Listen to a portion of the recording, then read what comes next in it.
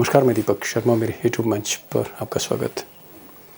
दोस्तों, क्या बिहार चुनाव में राहुल और तेजस्वी वाकई बाजी पलटने जा रहे हैं? और क्या 25% 25% ये जो युवा वोटर है, जिसे हम जेन जी, जनरेशन जेड वोटर भी कहते हैं, क्या बिहार का युवा धीरे धीरे महागठबंधन के पीछे आ रहा है? अब बीच चुनाव ये एक बहुत इंपॉर्टेंट डेवलपमेंट है, और ये बात मैं इसलिए कह रहा हूं जोर देकर क्योंकि आज जो पहली रैली थी राहुल गांधी की और तेजस्वी की, वहां ऐसा लग रहा था कि बिहार का जो ये 25% वोटर है, जेन जी वोटर है, ये बिहार में इस बार कुछ बड़ा करने जा रहा है।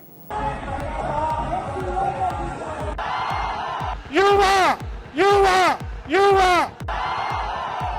अब दोस्तों, जमीनी हकीकत यह है कि राहुल और तेजस्वी के लिए जो युवाओं की दीवानगी है, नौजवानों की जो दीवानगी है, इसे देखकर कहीं ना कहीं बीजेपी के होश उड़े हुए हैं।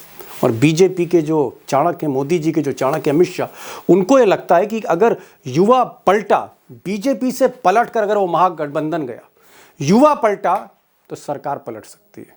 दरअसल बात सिर्फ युवा की नहीं है, इंपॉर्टेंट बात यह है कि हर जाति का युवा कहीं ना कहीं राहुल और तेजस्वी के साथ जुड़ता हुआ दिख रहा है। और मुजफ्फरनगर से जो रिपोर्ट्स आ रही हैं वाकई चौंकाने वाली हैं, क्योंकि इस रैली में ना सिर्फ एमवाई, बल्कि आप यूं कह सकते हैं कि चाहे वो भूमिहार युवा हो या फिर पंडित हो या फिर राजपूत हो, हर वर्ग, हर जाति से युवा दिख रहा है। और यहीं बीजेपी घबराई हुई है। उधर मौके की नज़ाकत तेजस्वी भी समझ रहे हैं, इसीलिए वो अपने भाषण में अब हर बिहारी को तरजीह दे रहे हैं, हर बिहारी को।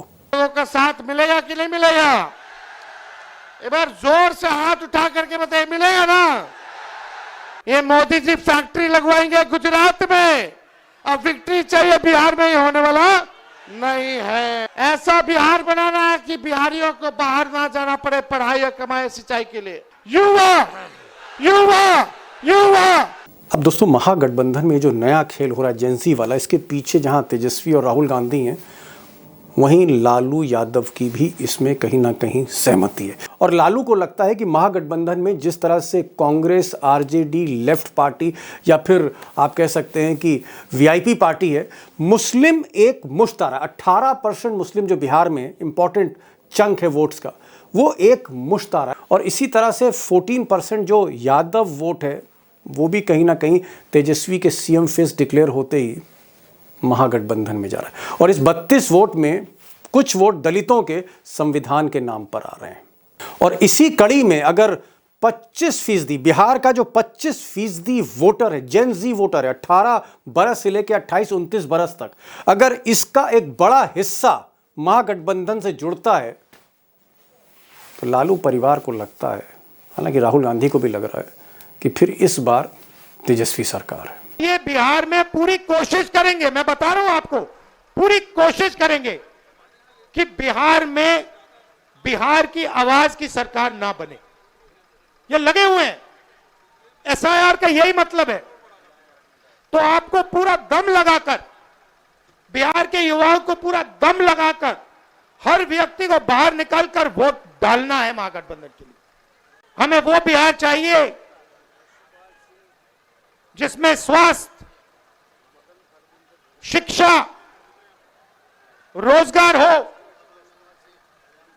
बिहारियों को भविष्य दिखाई दे। और जैसे आज आप दूसरे प्रदेशों में जाते हो, वैसे ही दूसरे प्रदेश से लोग आए और बिहार में आकर काम करना चाहें। ऐसा बिहार हम चाहते हैं। हम लोग बिहारी हैं, कोई बाहरी नहीं आएगा बिहार को चलाने। बिहार का लाली बिहार को चलाएगा।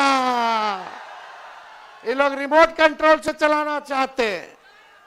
अब दोस्तों, मैं ये नहीं कह रहा हूँ कि बिहार से सटे नेपाल में जिस तरह से जेंजी ने सत्ता पलट दी, तख्ता पलट दिया, मैं ये नहीं कह रहा हूँ कि उस तरह का कोई इम्पैक्ट है। लेकिन एक बात ज़रूर है कि जो यूथ है वो सीधे तौर पर नीतीश और मोदी को छोड़कर इस तरफ अलाइन हो रहा है, महागठबंधन की तरफ अलाइन होता हुआ दिख रहा है। और सबसे बड़ी चीज़ ये है कि राहुल की जो बॉडी लैंग्वेज है, या फिर तेजस्वी यादव का जो बात करने का स्टाइल है, वो जो तरीका है, वो सीधे तौर पर टारगेट कर रहा है युवाओं को।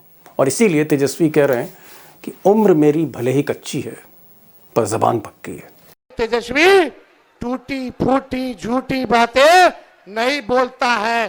तेजस्वी की उम्र कच्ची है पर तेजस्वी की जुबान पक्की है। अब दोस्तों जो सबसे अहम बात है वो ये है कि महागठबंधन और खासकर आरजेडी के पास MY इक्वेशन यानी मुस्लिम और यादव का इक्वेशन पहले से ही है। 32% वोट पहले से ही उनके खाते में जाते हुए दिख रहा है। और जैसे मैंने पहले भी कहा था कि दलित वोट भी आएंगे। जब से कांग्रेस पूरी तरह से जुड़ी है दलित वोट भी आएंगे। और इसी कड़ी में अगर जेन जी वोटर यानी जो युवा वोटर है अगर ये जुड़ता है तो ऐसा माना जा रहा है कि फिर महागठबंधन का जो वोट शेयर है वो 45% के भी ऊपर जा सकता है।